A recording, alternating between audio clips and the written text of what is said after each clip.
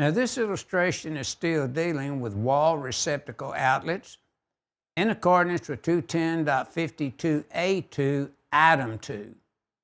Now to the left of the wall, notice we have sliding glass doors. They are not considered to be wall space or fixed type panels.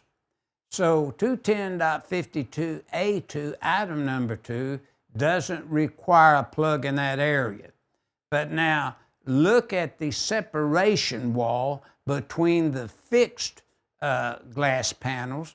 It's 2 foot or more, so we need a receptacle located there. But notice the glass panels to the right are fixed. They're not sliding doors. There's not an opening there.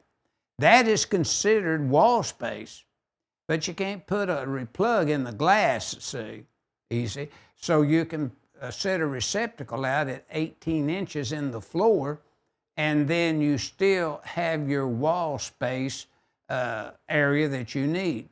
Now notice again, within 6 foot you need a receptacle, and within 12 foot you need another receptacle.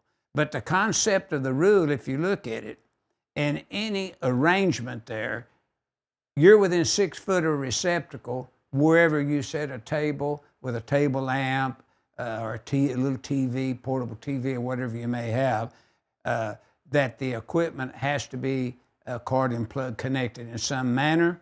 And that's what the figure 10-10B is illustrating, is when the wall space has sliding doors or fixed panels.